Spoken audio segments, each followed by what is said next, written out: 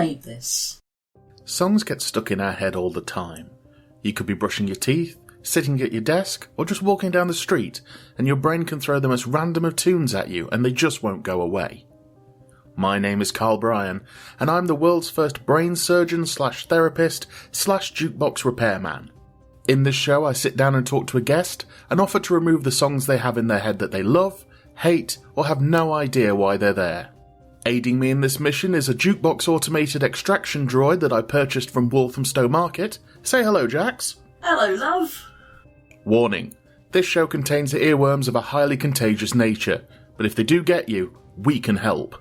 This is Cerebral Jukebox.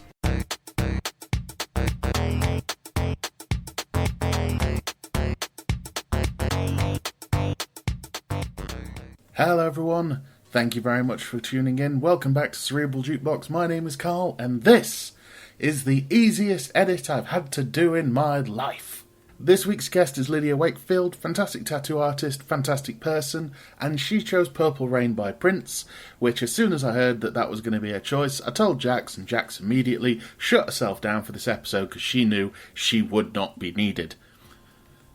As I said, it's the easiest edit I've had to do in my life. I literally had to take out a couple of ums and ahs and a few pauses because of delay on the phone. Apart from that, it is nearly all in because it's a fun conversation. We talk about 90s pop. We talk about Prince, obviously. We go off on a bit of a tangent and Lydia's upbringing and how that affected their musical taste. And eventually we do come back to Prince. But it's just a lovely chat and one I've really enjoyed doing. And I always appreciate it when I barely have to do anything in post-production. So yeah, this is Lydia Wakefield.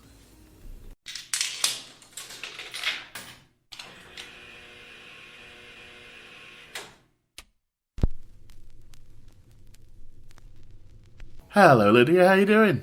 Hello, I'm alright, thank you very much. Rather nervous, but I'll be fine, I'm sure. Oh no, bro. Thank you very much for coming on. Not at all, thank you for inviting me. My pleasure. Right, let's get in straight away. What song have you picked for us today? I've picked Purple Rain by Prince.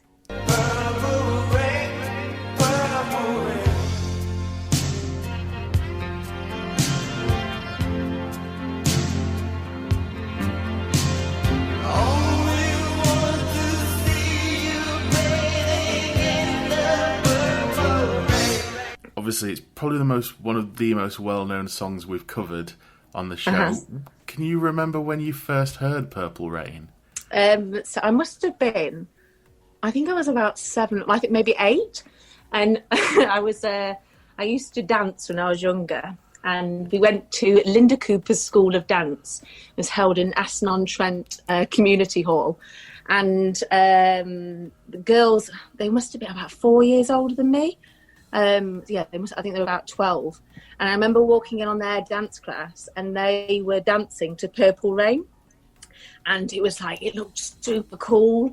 Like at that age, like obviously the difference between being 8 and 12, they looked like super cool grown-ups. And they were all doing these dance moves, like knee pads on. It was incredibly dramatic. And I remember just listening to it and thinking, my God, the whole, for me, it just was super, super cool, as I keep saying. But yeah, it was, so that was the first time I ever heard it.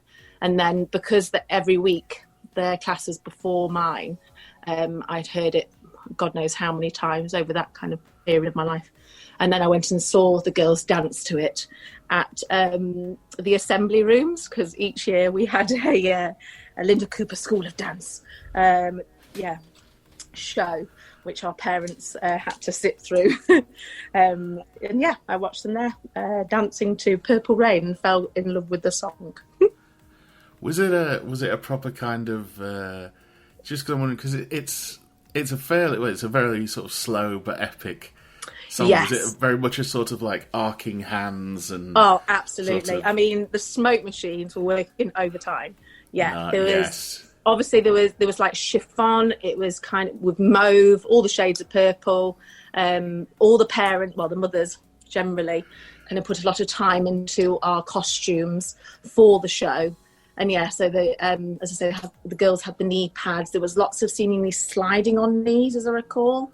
But yes, very epic As I say, in retrospect, not cool at all. But at 8 years old, like super, like just the dream. And was that the first time you'd ever heard Prince? I think so, yeah. My parents definitely had never played it to me before, so unless it's in the recesses of my mind from hearing it on the radio, I think it must have been the first time. Yeah. Yeah. And did sort of hearing Purple, did that kind of open it up for you? I need to see what Yeah. who's doing this? Yeah. Yeah, absolutely. So I asked my mum about it and stuff, but she wasn't very aware. But I do remember, it was, it must have been, so sorry, going off on a tangent, but it must have been about 94, and we were at the school disco at Sade Primary School where I went, and there was a dance competition, and we could win a single, and it was Prince, and it was My Name is Prince. It was a 7-inch LP. On the back of it was Sexy Mother, which was Sexy Motherfucker. Now, obviously, it was like the early 90s. I think I'd already requested Salt and Pepper, Let's Talk About Sex at the primary school disco and thought I was cool as. And then, so anyway, for this dance competition, it was, because I know it was 94, because do you remember the song Doop Doop came out? They used a Charleston sample. The Charleston, yeah. I remember that, yeah. Yeah, and luckily, again, at Linda Cooper's School of Dance, we covered the Charleston moves for the Doop Doop song. So I went in pretty confident that I was going to nail it.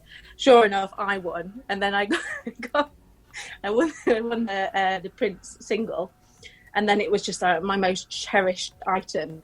And I walked in one day to find my sister scratching with it on my dad's hi-fi, and it was just absolutely ruined. She's 2 years younger than me, and I was so angry, and it still causes a bit of It nearly came out that I'm still angry. It's fine. How did your parents react to hearing Sexy Mother? I think it was just a different time, wasn't it, Carl? As I say, I requested Let's Talk About Sex, Salt and Pepper. I mean, that was on Top of the Pops, which you just used to listen to. It just seemed that lyrics which were quite overtly sexual. I mean, it wasn't even innuendo, it was just quite overt, but it was just on the radio all the time. And so, just a different time. They didn't really... Yep. Yeah. This and Colour Me Bad. Was, it was a strange period, actually, where they were just blatantly open about it all. Yeah. I was put up something the other day on Facebook, and it was, do you remember the song, Don't Want No Short Dick Man? Yeah, I remember that one. Again, and when we were all there, getting down to it, proper, learning all the dance moves. And in retrospect, you're just why did my parents not step in at that point? Because they're pretty strict in other regards. But yeah, there's me, all my little friends working out the room. Don't want no short dick. But there we are. I remember that one purely because I only used to hear the radio thing, and I didn't believe that there was this edit that said short dick man in there. So when I did hear it, a friend of mine, my friend of mine said that it wasn't, we didn't have the full version of it, but me and my friends managed to hear it somewhere. So, goodness knows, I've got some bootleg copy of it all. Different time. Great, oh yeah. When I heard the Out Here Brothers have got an album that's all swearing and rude stuff, I was like, no, they haven't. They're the people who sing Boom Boom Boom. But it goes sort of throughout all of this, whether the pop music was very super clean as it went back to being with say clean, like Spice Girls and stuff, but there was innuendo in there. But all the way through, Prince, just Prince. Just Prince. Never changed. I think he was incapable of not being sexy. He was just a very sexy person. I think he must have been the person which I learned about the term androgyny with as well. He was just so fabulous and had everybody fancying him, I think, to some degree. At the time he was a wonder. Yeah. Do you think your mum, when you were little and you went up and went, "Mum, who's Prince?" that her brain just went, "Oh no." No. Well, mum was brought up in a convent, so yeah, I don't think she was actually aware of all of Prince would have been the Antichrist. I don't think she was aware at all. I think, to her own admission, she wasn't exactly streetwise. So. Did you? How was the reaction? I mean, I don't know how quickly you jumped this, but how was the reaction when you found out there was a film of the? I wasn't that excited, which is maybe sacrilegious, but I have watched it, but my recollection of it isn't that strong, really. I've always been really enamoured with the song, and even now, like if it I think just off the first couple of notes, it's so recognisable. And drunkenly grab any friend that's nearby, any stranger, as was pre-COVID, and just run onto a dance floor. It instills the need to use your fists in sort of really powerful 80s power ballad dancing. You flash back to the Linda School of Dance. And... Quick, get the knee pads. Please space, I'm going to slide on my knees. Oh God! I mean, what you said there, you mentioned earlier, my parents weren't playing me, that kind of thing. What sort of thing were you listening to growing up? I think the first tape I ever got from my dad was T-Rex, and he listened to a lot of sort of 70s, 80s rock. Mum,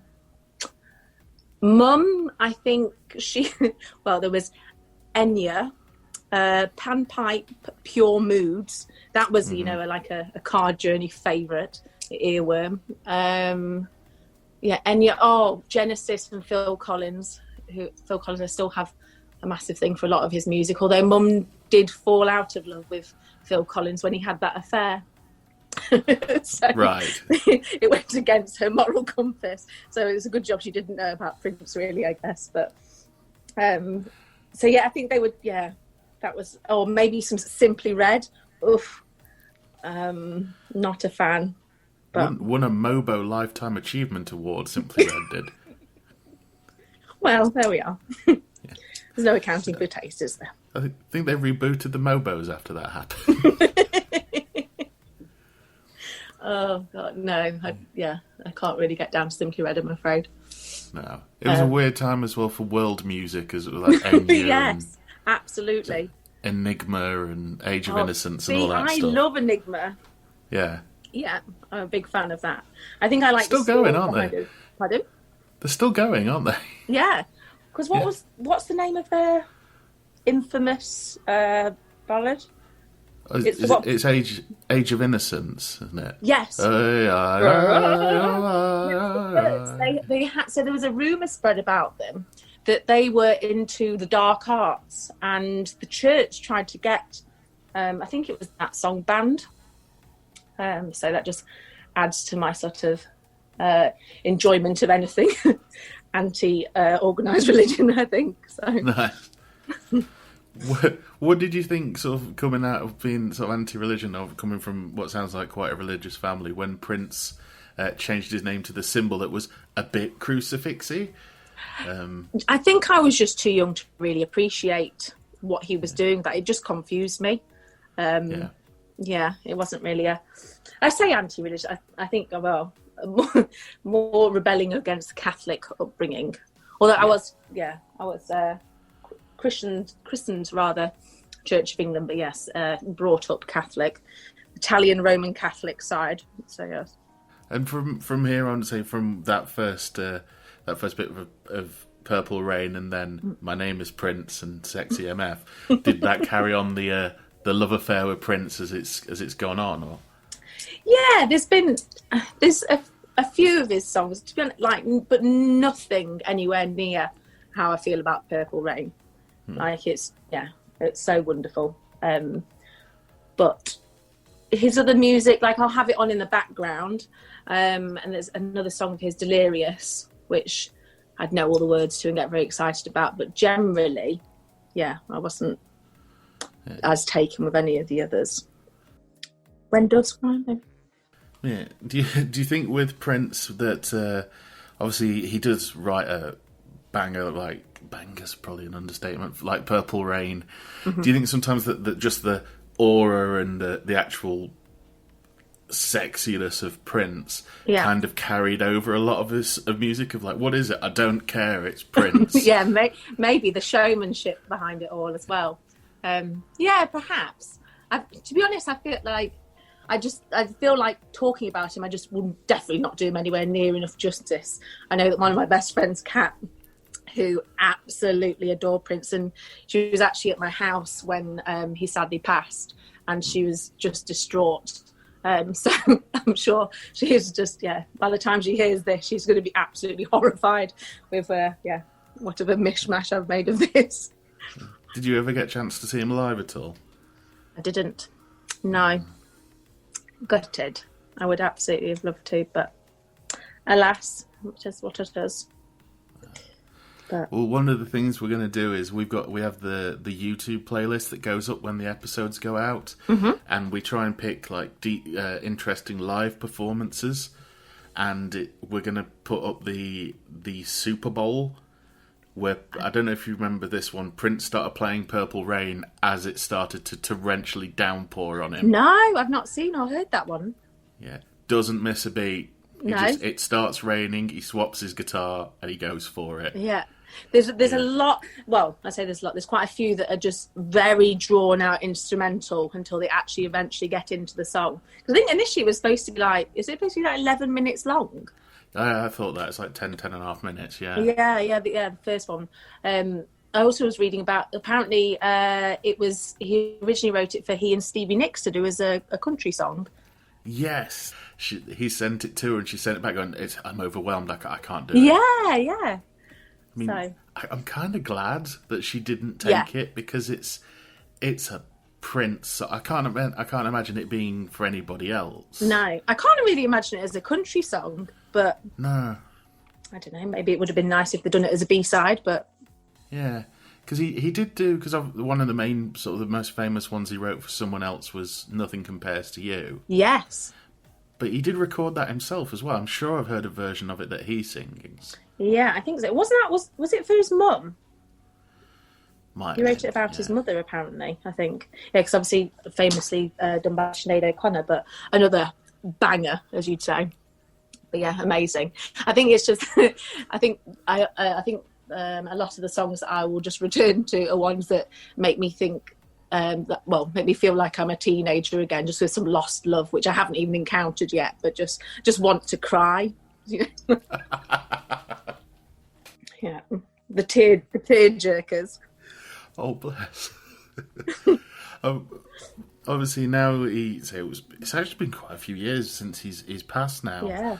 But the unearthing of I don't know if you probably are aware, the vault of stuff. There's like multitudes of albums and multitudes of like films and full things in this vault. And I hadn't heard. Yeah, but there's still sort of, I think there's a legal battle over sort of how much of it's going to get released. Do you, as someone who really enjoys Prince, would you like to hear that's the stuff that he put in the vault, or would you rather let it stay absolutely. in the... Yeah, absolutely. I mean, maybe there's a note, or maybe he's asked specifically that those things weren't played, but unless there is something in writing to say, contrary to it being given to the world, then yes, I want to hear it all. Yeah. Apparently a lot of it is him, like, one of those, like, 3 a.m, I want to do this, doing it, and then going, oh, that's good, and then just putting it to one side and then going on to the next thing. Oh, really? So, is it like the voice notes that I'll find on my phone when I've had quite a few gins? I'm like, this is absolute gold. And I'll just voice note to myself and then find it days later. Like, oh, my God, who is that rambling fool? Could be that. Yeah. I imagine if it's a higher creative calibre than that which I speak. No, not really. I meant Prince, Carl. Oh, right. Yeah. We'll compare voice notes. Yes. off air or whatever this is, off recording. I had a notepad next to the bed once, and just because I kept it there, I heard it was a good thing to do. And I got up in the morning and looked. I was like, "This is drivel. This is utter drivel." Yeah. Apparently, his whole house was wired so he could just record whenever he wanted. Wow. Yeah, that's a bit unnerving, isn't it? As an idea.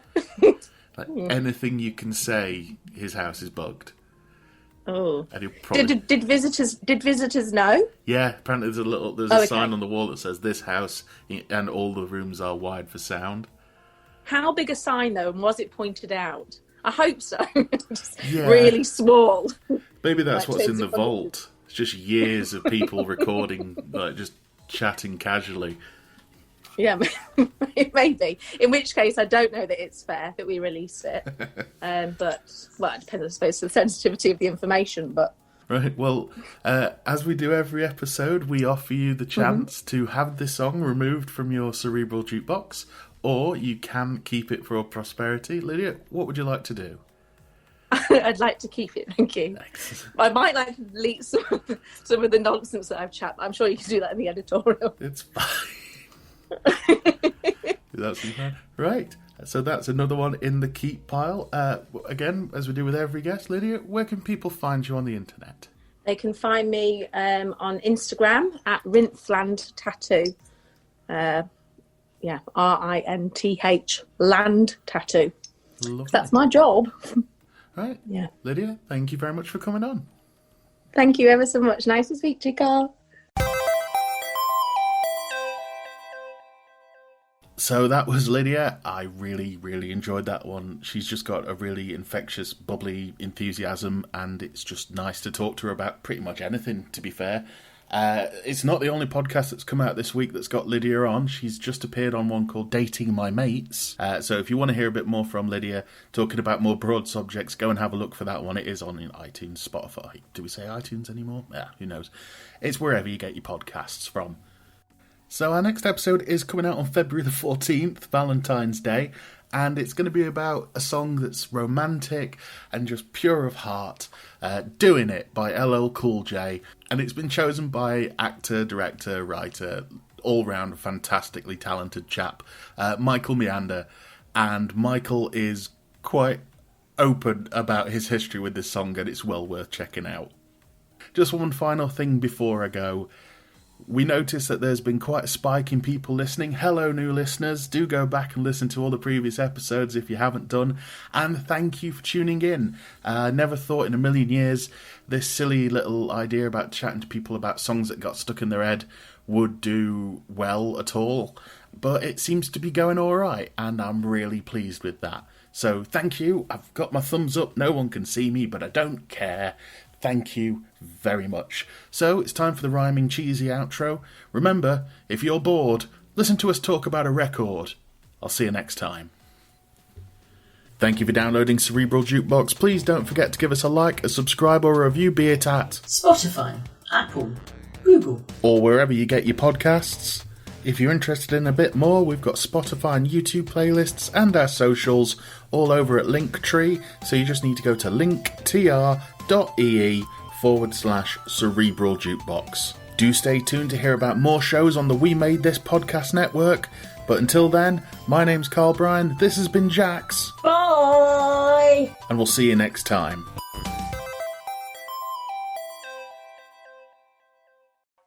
Elsewhere on We Made This.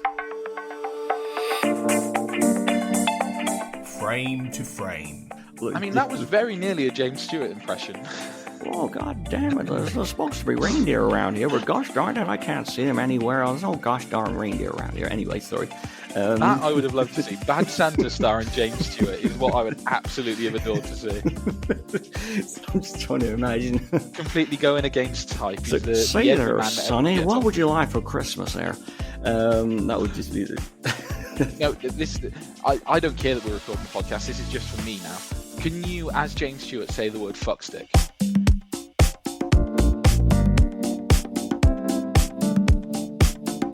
Free with this month's issue. Last year's we had 6 CDs to choose from, one of which was a Christmas CD. Yeah. We've got the remaining 5 because we fired 1 bullet on the Russian roulette. Yep. So last year we had Metal Hammer's Razor. So the remaining 5 in the chamber are X-Ray CD11 from X-Ray magazine, Radio Kerrang Volume 1, Mojo's Blue Christmas, which is the bullet, at least for Ian anyway, Steve Lamac's Bootleg Session Volume 3 from Melody Maker, and Rock Sound Music with Attitude Volume 32.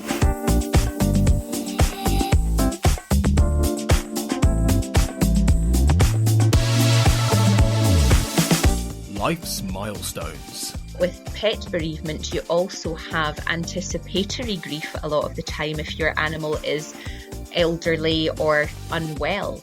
And oftentimes with animals, there's guilt involved, and that can be, have I taken them to the vet too soon? Or have I, waited too long? So there's all these feelings of grief which are just as valid in pet loss as they are in human. I think to some extent there's an element of fear of stigmatization as well. You feel this bad, but you don't want people to know because they might look down on you. Check out all of these shows and more on the We Made This podcast network.